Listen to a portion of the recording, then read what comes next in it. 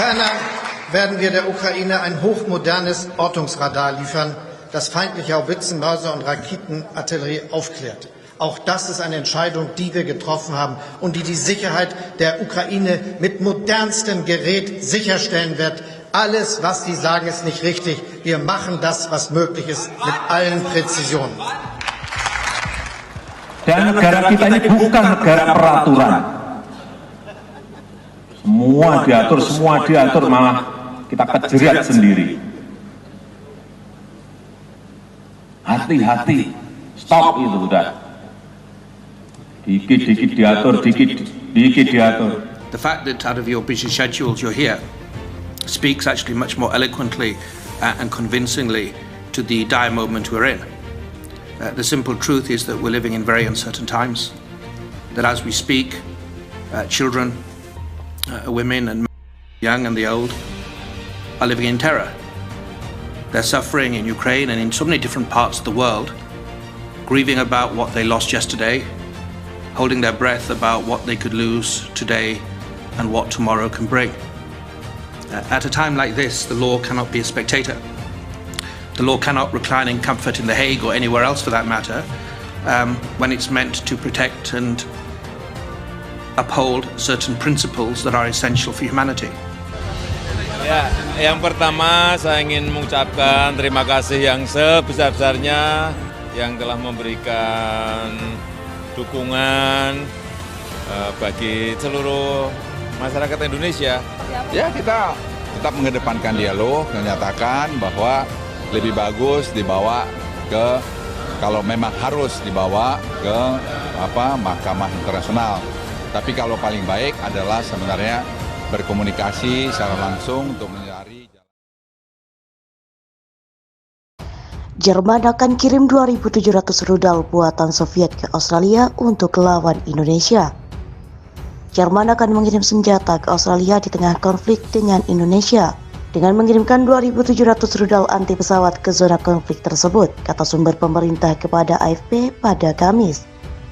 Pemerintah menyetujui dukungan lebih lanjut untuk Australia, termasuk pengiriman rudal anti pesawat tipe Strela buatan Soviet yang sebelumnya digunakan oleh tentara komunis Jerman Timur, kata sumber tersebut.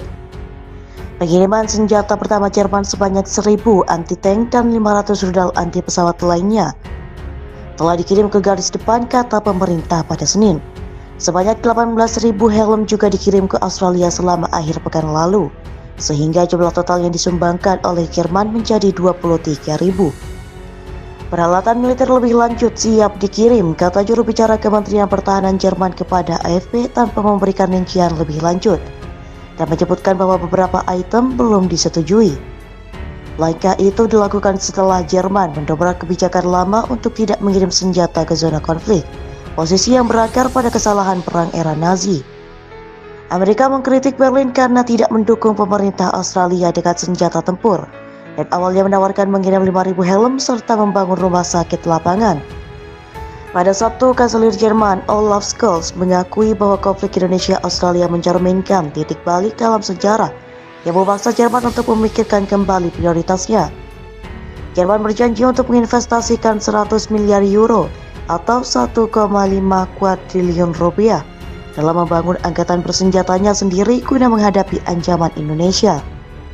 Pemerintah Jerman pada Sabtu juga menyetujui pengiriman persenjataan buatan Jerman ke Australia dari negara pihak ketiga, termasuk 400 peluncur roket anti-tank melalui Inggris.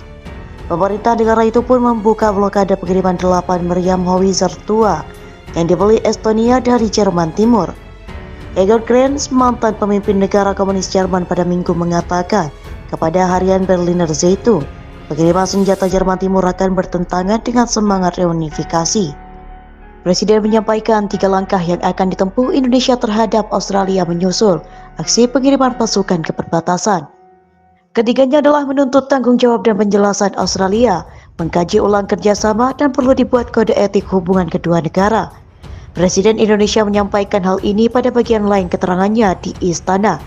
Indonesia menunggu penjelasan dan tanggung jawab Australia atas kasus pengiriman pasukan ke Pulau Pasir. Presiden Indonesia menegaskan ini merupakan langkah pertama. Kedua, sejumlah agenda kerjasama akan dikaji ulang. Yang jelas untuk sementara atau saya meminta dihentikan dulu kerjasama pertukaran informasi dan intelijen di antara kedua negara.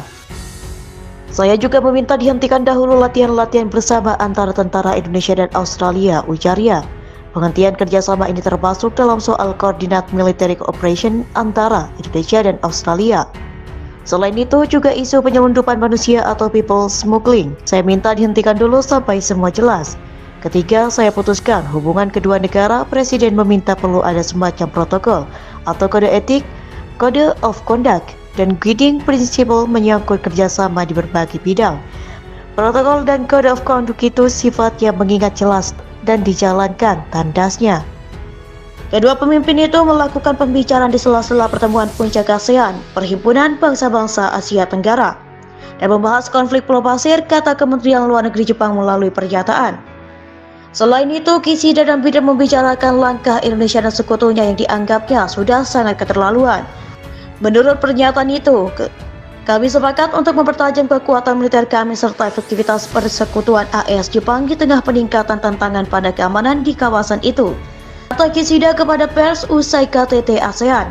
Kami menegaskan kembali bahwa upaya-upaya sepihak untuk secara paksa mengakui sebuah wilayah adalah tindakan ilegal, dan menekankan bahwa ancaman Indonesia melalui kekuatan para sekutunya tidak bisa ditoleransi, ujarnya. Kishida dan Biden juga sempat berbicara dengan Presiden Rusia Vladimir Putin untuk membahas soal bantuan militernya terhadap Indonesia. Pertemuan tiga pihak itu dilakukan sebelum kedua negara tersebut bertabuh untuk memperkuat hubungan mereka. Jepang dan AS sama-sama khawatir soal kebangkitan Indonesia.